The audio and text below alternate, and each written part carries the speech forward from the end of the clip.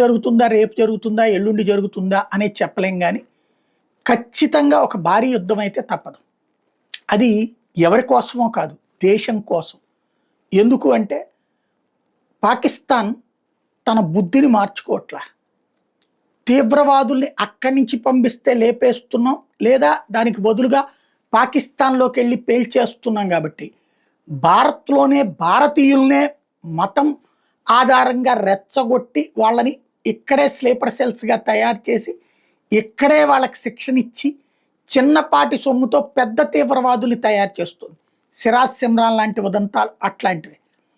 అలాగే తాజాగా పంజాబ్లో ఇట్లాంటోడు దొరికాడు, బెంగాల్లో ఇట్లాంటోడు దొరికాడు.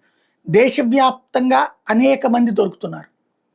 ఇలా చూస్తున్నప్పుడు పాకిస్తాన్కి అంటే వీళ్ళందరికీ ధైర్యం ఏంటి?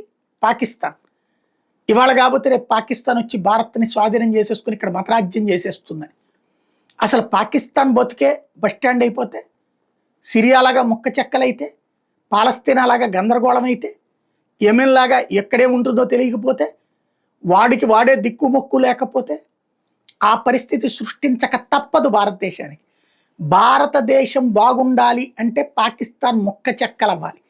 పాకిస్తాన్ అనే థ్రెట్ మన మీద ఉండకూడదు. అట్లాగే పాకిస్తాన్ శత్రు దేశాలతో చేతులు కలిపి మన దగ్గర నుంచి తీసుకున్న పిఓజేకే పార్ట్లోని చైనాని తీసుకెళ్లే ప్రయత్నం చేయడం, అమెరికాకి అక్కడ సహకరించే ప్రయత్నం చేయడం లాంటిది చెయ్యకుండా ఉండాలంటే అది అస్థిరంగా ఉండాలి, సుస్థిరంగా ఉండకూడదు. ఆ ప్రాంతం ఎప్పుడూ రచ్చగా ఉండాలి. అలా జరగాలంటే అల్లకల్లోలం జరగాలి. ఈ అల్లకల్లోలానికి రంగం సిద్ధమవుతోంది. ఎప్పుడు జరుగుతుందనేది తెలియదు కానీ పెద్ద యుద్ధమే జరుగుతుంది.